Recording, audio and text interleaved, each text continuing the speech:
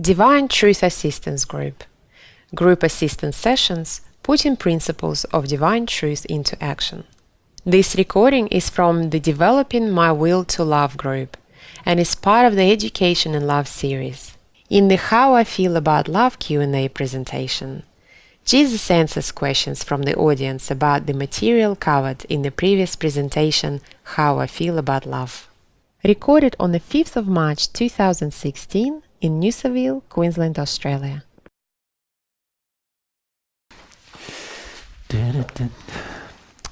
Spanish guitar, classic guitar, lovely. I know some people that it totally drives bonkers when you play the Spanish guitar. I find it so strange. Okay, so this session we're going to be discussing the subject, How I Feel About Love, Q&A. So this is your opportunity to engage some questions about what we've discussed already in the first two talks we've given this morning. Does that make sense? So fire away, guys. If we, so who's got our mics? You've got Graham and, what's your name again? Diane, that's right.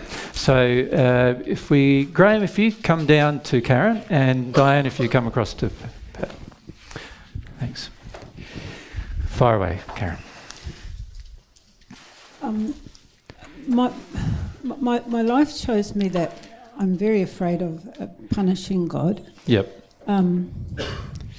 Just recently I kind of got that, I kind of came to this idea that, and it felt like a truth, that my desperate desire to have a kind and loving God is actually just in my mind. Yes. Yep. And it's a hope. It's a hope more than reality. Well, it's kind of messed up my praying because I'm thinking... I agree. I don't know if there are spirits saying there's no point praying to that God because you don't believe in it. Exactly. And I don't know what to do about prayer now. Okay, well let's examine the emotion as you believe in a punishing God. Yeah. Right, so there's the emotion. Now we talked about God, this is where we want to aim for initially, isn't it? Blank slate is really what we want. And you believe that God's a punishing God. So the question becomes, where did this belief come from? Now, has God personally punished you? If you keep the mic with you. No. No. So you've never had an experience where God goes bolt of lightning. And I suggest to you, actually, if God decided to punish you, then perhaps the punishment would be quite extreme as well. So you'd definitely notice it, right? So God's never decided to punish you. You've never experienced personal punishment from God. And yet you believe in a punishing God. So the then question has to be asked, where did this emotional belief come from? Doesn't it? Because it can't be with God because it's not been a personal thing with God. So where does it come from? Where do you think it comes from? From what you're saying, like it has to come from when I was a child. Or Yes. I sometimes think it was the way my parents were treated and it came through to me. Correct. So it's got to come through your childhood experience somehow emotionally, doesn't it? Yeah. Yeah, either from the fact that your parents were treated that way about God, yeah. and therefore had it in their heart and soul by the time you were conceived, you then would have absorbed it, and therefore you have the same feeling inside of yourself. So can you see that this is an important association to make? See, the problem is that you've actually felt it as towards God, rather than actually seeing it as something that came from your parents' feelings. You follow? Yeah, I've seen that intellectually, but I've never felt that. Yeah, well, this is the reason why focusing on this towards God is not releasing emotionally anything, because it's actually not a belief you have that is your personal experience. You follow? Yes. Yeah, and it's the personal experience type of associations emotionally that we need to release. So right from the time of conception right the way through, it's the personal experiences that we can only release. We can't release something that wasn't a personal experience, basically, is what I'm suggesting to you. So you have two options here. One is to actually start talking to God about God about your belief and knowing that it's false. Okay. Do you follow me? Yeah. Because and knowing that God's never treated you that way, and what you would like to have demonstrated from God is a contrast, isn't it? Wouldn't you like that? Like, wouldn't you like God to, like, so if this is the viewpoint of God, I'll just rub this out up to there, just so that I've got more whiteboard to write on. So at this stage, you don't know what God really feels about you. That's really, true. Yeah. that's how it really is. You believe He's going to do that to you, Yeah. right? If you get something wrong or do something wrong. Yeah. In particular, you believe that's going to happen. And that has to have come from a number of different sources, does it not? Yes. So what are those sources potentially? Intellectually, let's go through the operation. What are those sources that they could have come from, that belief? Well, the one I can most identify with is the way my mother's beliefs about God. Right, so can you see one of the things you're going to have to process is your desire, i.e. F's, isn't it? You're going to have to process your desire to accept your mother's beliefs. Okay. Does that make sense? You have a desire to accept her beliefs. Because I'm afraid of disagreeing with her. Yeah, why? Why is anybody afraid of disagreeing with anybody? Aren't we afraid of punishment or disapproval and not acceptance and quite a number of things? Yeah. Gets a bit vague for me there, but yeah. Well, this is the thing, is that there must have been something happen in your childhood where you become so afraid of disassociating your beliefs from your mother's that now you have a desperate need to believe things that your mother's mother believes, even though you don't necessarily even intellectually accept that they can be logically true. So do I have to identify what that was? Or? You have to work out the emotions you feel about why you want to accept your mother's and father's beliefs. Okay. Does that make sense? What are you afraid of with them? Right. Yeah, is what you're going to have to look at. Okay. Because you're afraid of disassociating from their belief systems. Yeah. Otherwise, you would have already done it, right? Yeah. Because you've heard, over your life, you think you've been a Catholic, you've learnt a lot about God. Some of it's been good, some of it hasn't been that good, but some of it's been good. And since the last 7 or 8 years, you've been listening to God's truth, and yet that you haven't been able to absorb that. So there's got to be something preventing you from absorbing that truth.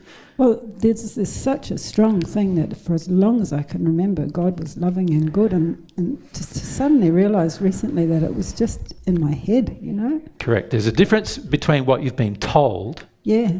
right, and what the feelings are. Yeah. And this is why what you're told is of very little importance in your progress, right? Yeah. It's your feelings that matter more.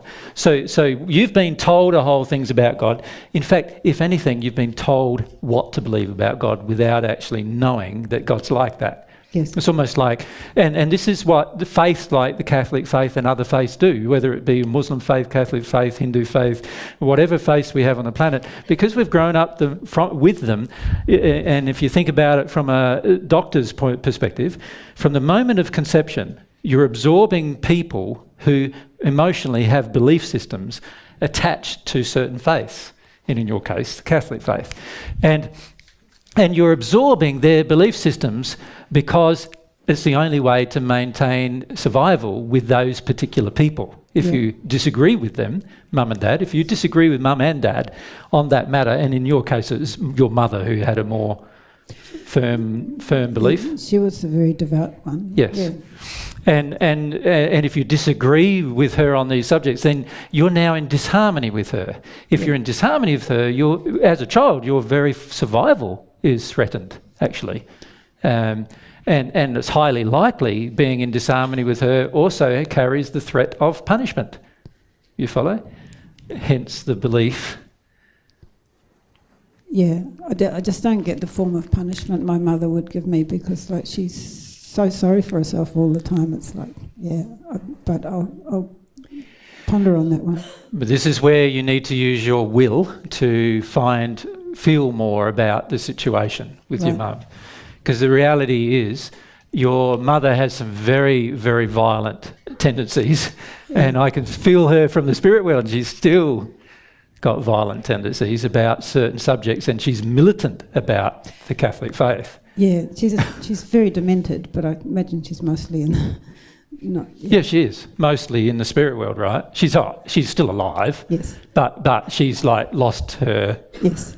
mind basically. Yes. And in a quite emotional state, and very, very militant about her faith. You know, Yeah, I get it. it's the only thing that keeps her functioning in her mind. You know.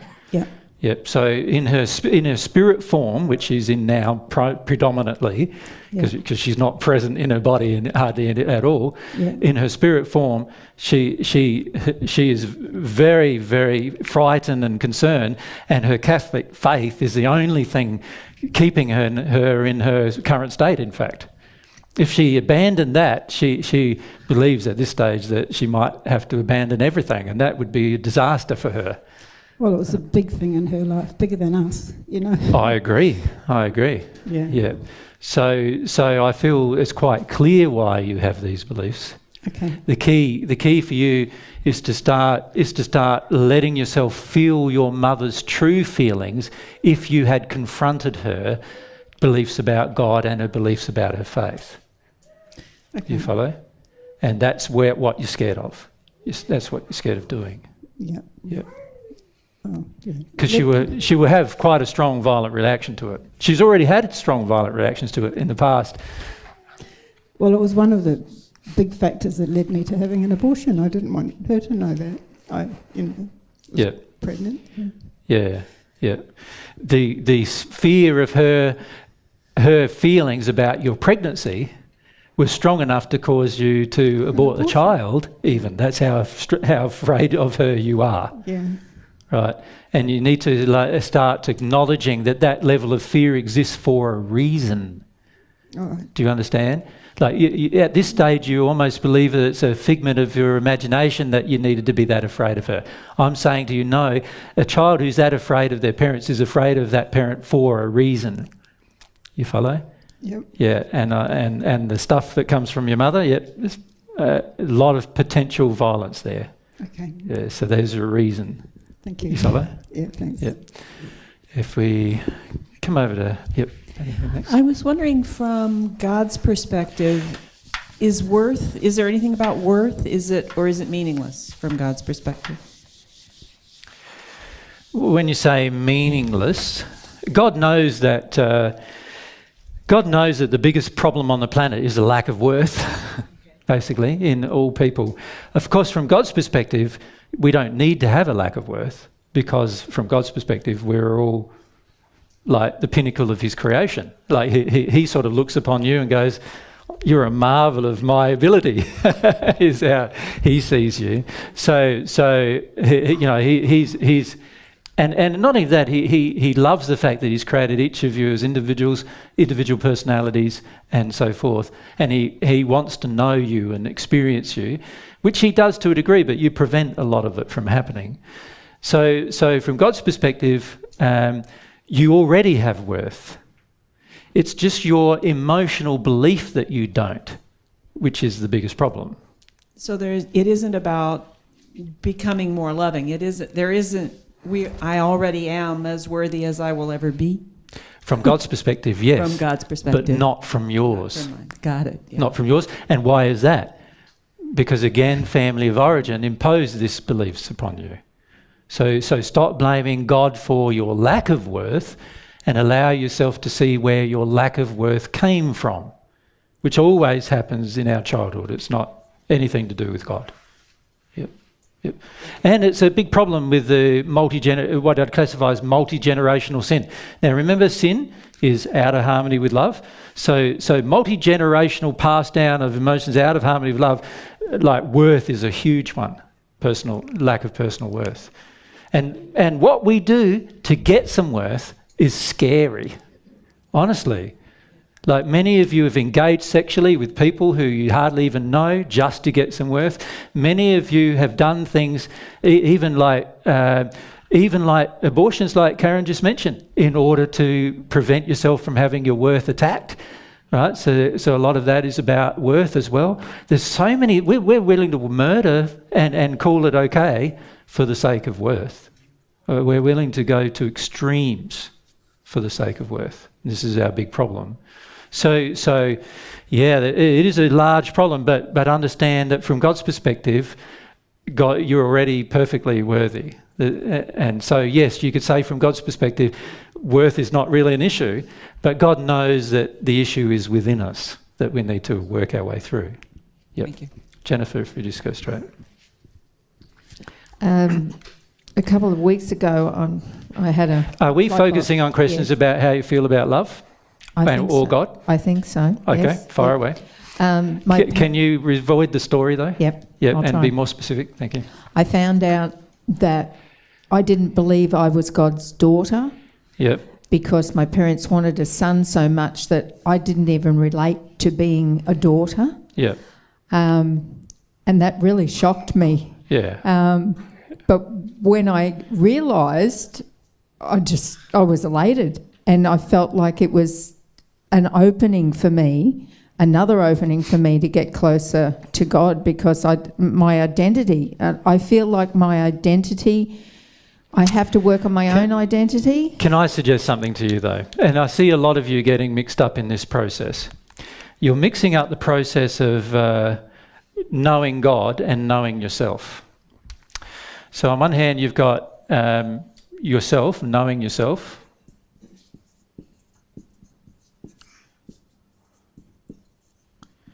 And then on the other hand, you've got knowing God.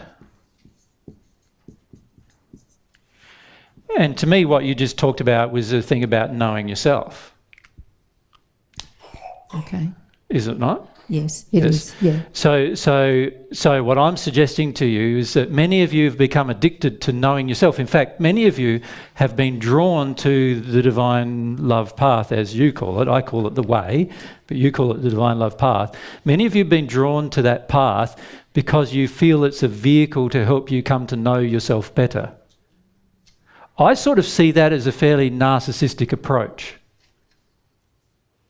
Because I feel that the more I know God, the more I feel from God, the more I'll know myself better anyway. Like, knowing myself is a subsequent result of my connection with God, not... And in fact, there's a whole heap of things about yourself you've got no knowledge of unless God tells you, right? What your abilities are, what your concepts are, your future life could be, and a lot of other things, all of which are a part of you being your real self. Most of you have no knowledge of because you're not letting God tell you those things. So don't get mixed up in this knowing self, knowing God thing. The reality is, if you come to know God first, then knowing self is an automatic subsequent result.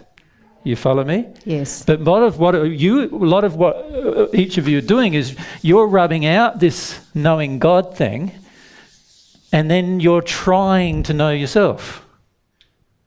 Right? And I'm saying to you, well, you will never know everything about yourself if you do that. Ever. There's people in the sixth dimension and in the spirit world who have been there tens of thousands of years and they still don't know things about themselves because they're not hearing God tell them about themselves. Okay. You follow me? Yeah, it makes a lot of sense. So it's much more reliable in terms of a process of self-discovery, it's far more reliable first to know God,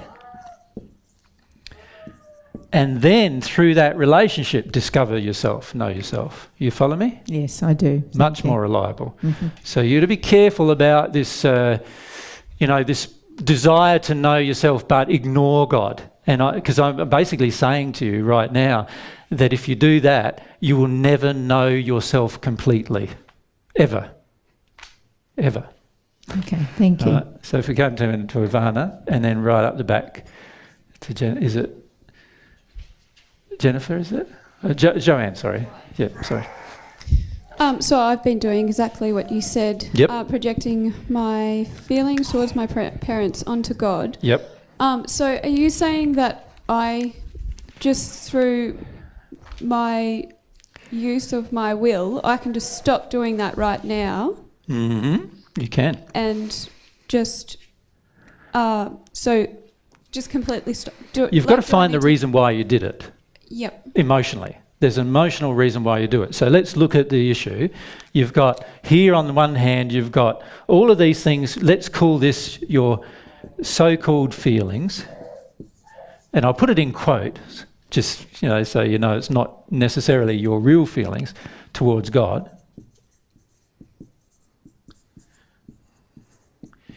And then we have our reasons for doing that. Does that make sense?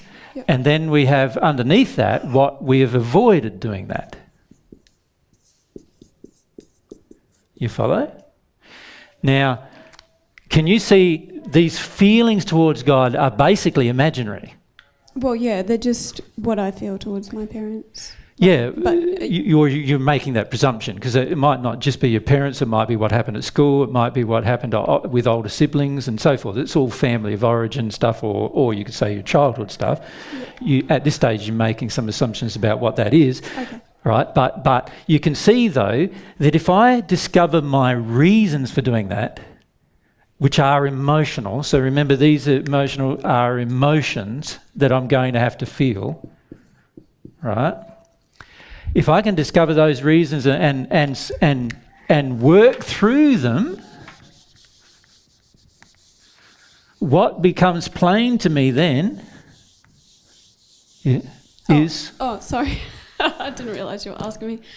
Yeah, all the pain that I have avoided. that you've chosen to avoid through that process. Yeah. Follow? So the very first thing you're going to have to do is look at the reasons why you've done that. Okay, so I won't just be able to... You won't be able to just get to Just the totally emotions just- yeah. themselves without first processing through the emotional reasons why you've decided to blame God rather than associate that with it. And there's reasons like, and a lot of that is to do with that. If I actually put the responsibility of these emotions on my parents, highly likely I'll probably get even worse treatment from my parents. Yeah. And then we go, well, no, that's not a good thing. I want better treatment from my parents. And so we avoid the processing of the reasons. Does that Yeah, make sense? this is something I've just been thinking about lately because I was re-watching some stuff from the previous, the 2014 assistance group. Yep. And yeah, I realised that I just hadn't wanted to even accept that my parents had created, I wasn't thinking about school or anything then, but yeah, so I feel like that's really prevented me from growing.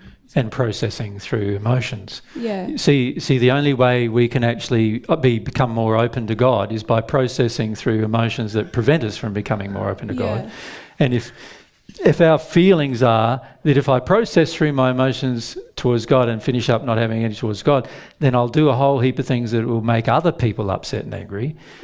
Then you can see there's an imperative to not do it. Yeah. And this is what many of us are living in. We've chosen already. We've chosen to not do it. And we've chosen to not go ahead with that processing because of because we value the relationships more than we value our relationship with God, basically. Yeah. Yeah. Thank you. Yes, Joe. Just going back to where we were saying how we feel about God is related, how we really feel about our parents. Yep. I've been aware and recognised since my late teens that my parents and other significant caregivers totally failed at looking after me properly, Yep. which is why I got so good at looking after myself and my younger siblings. Yep. So why do I still associate that with God? You've just given yourself the answer in the question. Can you see? No, I'm sorry, I can't. Right. What you've done is you've substituted parent reliance with self-reliance. Yes, Have you not? yes. So what you've done is initially when you're a child, you're reliant on your parent, right? So you could say you are parent reliant, right? Yeah. And then once you realise that actually that's probably not a good thing because they've harmed you in some ways, Yes. right? And not all parents do the same kind of damage as other parents. Obviously there's a varying range of things. But once you've realised that, what you do then is you go and transfer all of that into self-reliance. And the beauty of self-reliance, the way you feel is beautiful about self-reliance, is you don't actually have to process anything emotionally. Yes, yeah.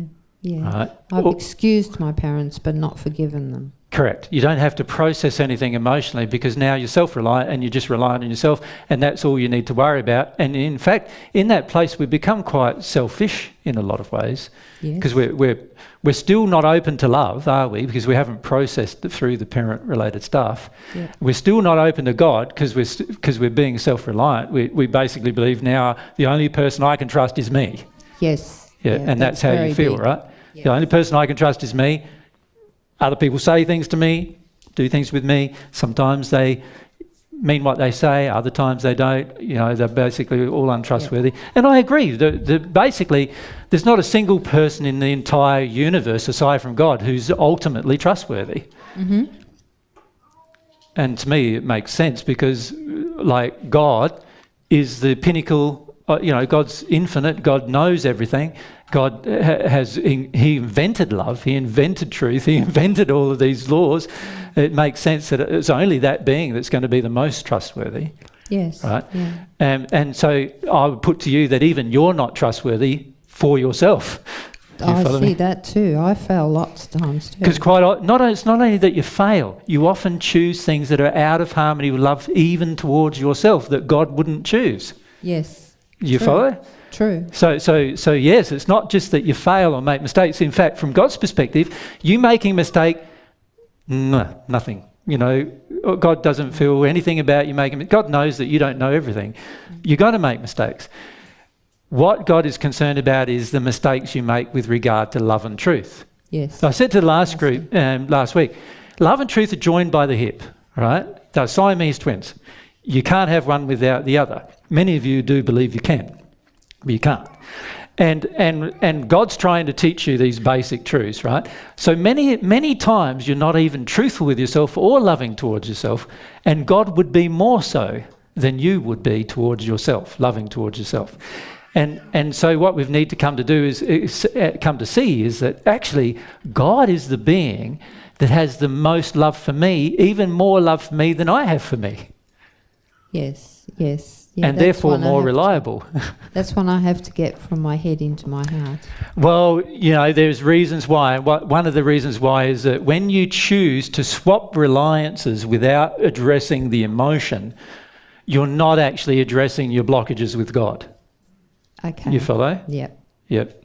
Yep. Because your blockages with God are all to do with your desire to avoid being reliant on anybody else now, to avoid trusting anybody else, Yes. to avoid letting your heart be open to anybody else, because your parents, through their actions towards you, closed your heart and closed your feelings of trust and closed your feelings of faith, closed your these kind of feelings, all of which you're going to need if you connect with God. Does that make sense? Yes. So you Yes, do it does. have to go through the emotional process with your parents, otherwise you're going to continue to impose these particular feelings on God anyway. Okay. Yep. Thank you. Yep. Graham. I feel like there's something outside of myself that loves me and cares for me, helps me, and gives me guidance. And it's always proven itself to be really trustworthy, and yet I still can't trust it. Yeah, I believe you have huge issues with trust, actually. Yeah. Same answer as what I just gave Joanne, really, Graham. In the there's been an unwillingness. You have swapped self-reliance with like reliance on others with reliance on self. You are the only person you trust. And may I point out to you that that's pretty illogical, because actually a lot of times you're untrustworthy in your own treatment of yourself, right? But you are the only person you've come to trust. But you need to deconstruct the reason why, which is related to parent-based events, and you're very resistive to facing up to parent-based emotional events. And you have a layer on top, which most of the people in the audience do have, and that is you have a whole set of addictions that are now in play that prevent you from actually feeling about these particular emotions, right? And so when we do our next session, which is all about addictions and facade and things like that, our one in May, and a lot of that will apply it to yourself as well and to most people in the audience. But our addictions help us avoid the emotion that we have here, right? And this is what many of you are not seeing, is that while you continue to engage your addictions, all you're doing is running around avoiding a whole set of emotions and then wondering why trust won't happen, right? So what I've noticed for yourself, Graham, is that somebody can be loving and caring with you in their interactions with you for years, and yet you still don't really trust them. Yep. And this is the projection you have at God as well. You don't really trust God. Yep. But this is related to, again, parent-based injuries that you're unwilling to emotionally experience. I feel like, I'm not sure to what extent this is thinking and what extent it's feeling. Yep. But I was a pretty sensitive child, and it's almost like I was told that what I was feeling, like if somebody says they love me and I feel something completely different. You were taught not to trust that. I was taught not to trust my own feelings. You were. And it's like I have this enormous disappointment with everybody else, because I believed that what was outside me was truth and what was inside me wasn't, and I let it go. Yeah, I agree. And I think that's where the trust issues comes from, because I think though you're just guessing where they're coming from at this point. maybe. Yeah, because you're using your intellect now to analyse where it came from, rather than just feeling how you don't trust anybody. So my suggestion to you is to just go into that feeling. Allow yourself to feel that you don't trust anybody, God included. You don't. As you know, you've got guidance as well. The person you've referred to is not God, but a guide, and who does love you and care about you, right? You've felt their presence most of your life, and yet you still don't really trust them either. So it is a big issue for you. In fact, I feel it's your primary issue with God. If you can work through that particular issue, then you'll be a lot more open to entering this relationship with God where you want to discover God, want to know what God's true nature and personality actually is. At this stage, you believe God is just another untrustworthy person. Yeah. Yeah. So remove the addictions. Once you remove them, these emotions will be exposed. Then it's your willingness to process those emotions which is going to determine the outcome. Can you give me a little pointer to the addictions? Yes, one addiction you have is you constantly want reassurance from people about what they're saying and doing. If you analyse all of our interactions, even, you do that with me all the time, even though you've had years of proof that I'm probably going to be consistent, you still believe the next time round you're still confused about how I'm treating you, even though it's consistent with the last times. And this is an indication that you're addicted to doubting people. You want to doubt them because it's your protective shield. You follow me? Even though a person might have proven themselves to be more consistent, it's your protective shield. And so I would examine your addiction to doubt. Does that make sense? Yeah. You have a strong desire to maintain doubt so that action and a change inside of yourself doesn't have to take place. So that's an example of one of the addictions that affect your issues of trust. Thank you. Yep. Okay. If we come down, just... Yeah,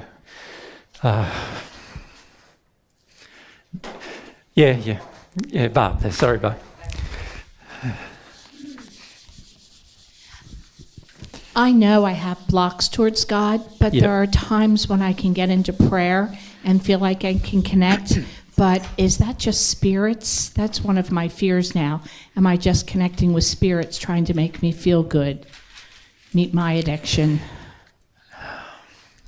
My dear sister, the USA has major problems with addictions, as you know. And one of these addictions is that they don't Most people who pray, even on the planet who pray, really just want God to come to their party type of thing, want God to do what they want them to do. You follow me? Yes. And in those moments when you have that feeling, yes, you're certainly just receiving feelings from spirits. You've had occasional moments where you've processed through something emotionally, as you know, and at those times when you've been freaked out, processing through something emotionally, that's when you've had a small connection with God. But those times feel very much more unpleasant for you emotionally, right? Yes. And because of that, you don't allow them to happen very long. Yep. Okay. So what I'm suggesting to you is, yes, sometimes you are connecting to spirits just to get sort of certain addictive things met. And then other times when you actually do process a sincere emotion, you're actually connecting to God. And the important thing for you is to know when those two events are occurring. Yes. Right? Don't cause one event, the connection with spirits, to interfere with the fact that there are other times when you actually do connect to God. You need to experiment with this process as to what's going on. Okay. Does that make sense? You. And not be so afraid of making a mistake about it. Yeah, that's one of my big things. I'm always afraid of being wrong. Yeah, one of the emotions I felt from you as a group last night was this terrible barrage of fear, like you're so afraid of what is even going to come out of my mouth half the time. I don't know whether I can speak. Do you know what I mean? And you don't need to be this afraid. You're learners. It's like a person who's learning to drive or something. Absorb information. Allow your heart to be open to the absorption of information. Honour the fact that you're a learner. And God doesn't expect you to know everything. In fact, God knows that you will never know everything. So it's only this connection between worth and knowledge that is the big problem for most of us. That's why we enter so much fear, because we're afraid to feel how unworthy we feel when we don't know. So you need to break that relationship up as well, the relationship between knowledge and worth. And again, that is a childhood process through childhood experiences. Yes. Right? Our knowledge, our worth connected to what we know because of how we were brought up and how we were trained and how we were taught at school. Yes. All those things occurred, yeah. Okay. Thank you. Okay. Let's come down to Dharm. Thanks.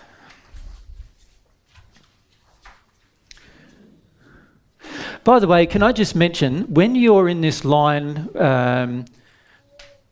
up there like that, you can see where Corny is, you can see where he's holding his hands.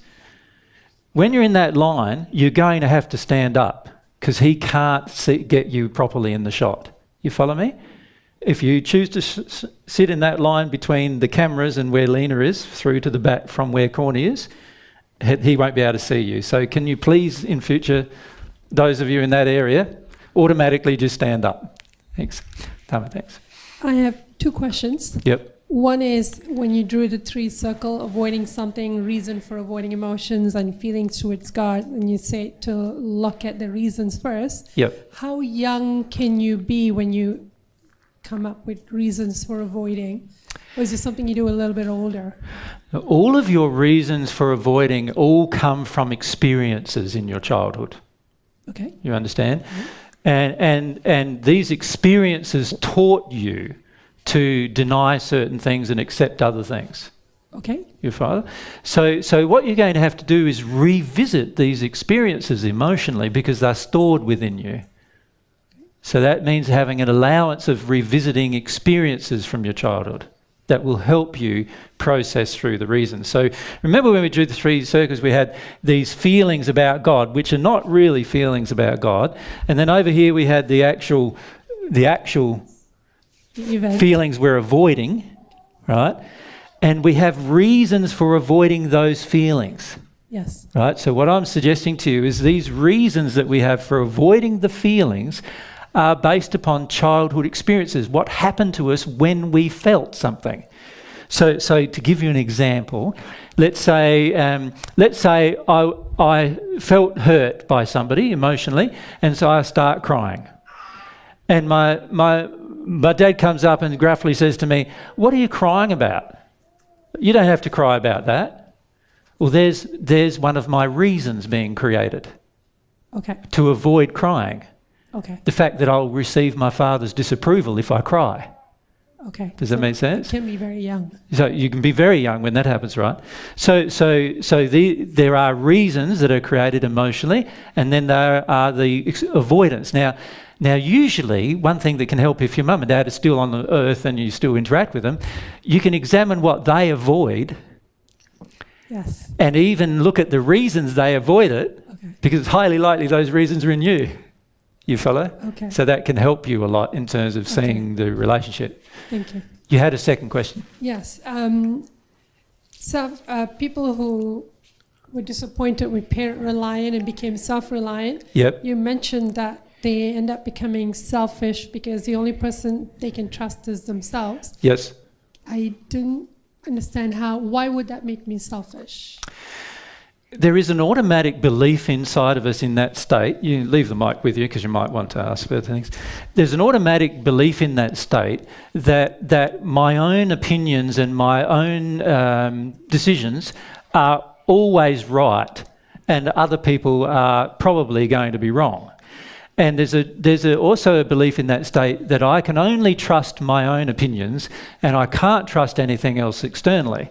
Now, in that state, you're not very sensitive to the opinions or the feelings of others automatically, because you're in a self-reliant state. You're only focused on your own life. And this is what's happened on the planet a lot, is that we see people, many of you in the audience are living this way. You remember, have all of you listened to the channelings that Mary and I did before the group? You remember Greg, who lived an alone life? You remember him? And he was a person who... Is it wrong name? Glenn, sorry. Yes, Glenn. Who was living his own life, doing his own thing, not being involved with women because he had emotions with women. He wanted to protect himself. Now, because he wanted to protect himself, he was very self-reliant. As a result, he knew very little of what was happening on the planet and how he could impact it positively. He was only involved in having what he believed was a happy life. Now, that's selfishness. Right? A person who's self-reliant becomes selfish naturally as a part of the process, because all you're considering is your own feelings that you have to avoid or your own feelings that you need to enjoy. Your own addictions most of the time that you need to enjoy. That's all you're really considering and analysing. You don't care very much about the rest of the world in that state. Does that make sense? Thank you. Yeah. So this is why the majority of us don't care that there's 100 million children dying every year. It never even crosses our mind. And yet when an event, if an event here happened tomorrow where something locally got blown up by a terrorist, you'd be talking about it for days. Right? And yet there's only a few deaths from that in comparison to the other event. Now, why is that? It's because we've become so selfishly oriented that we are only concerned for our own fear. That's all we're doing. We're not considering anything else other than our own fear in most of our analysis of events and situations. Right? And that's why we can just, like blinkered, cut off 100 million deaths a year without any consideration of what we're doing. It's a serious problem, actually. Yeah. And it all comes from this self-reliant condition in the end. Yep. If we go... Oh, Tara. So then we go on this side. If we go across to Alex on this side. I'm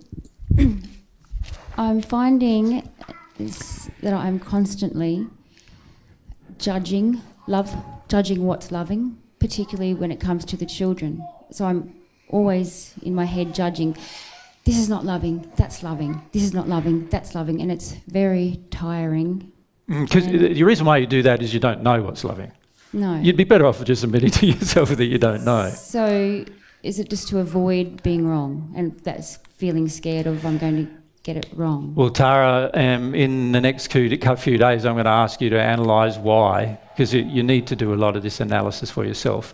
But that is one of the reasons, but it's one of many reasons. And you need to know, obviously, and work your way through all of them.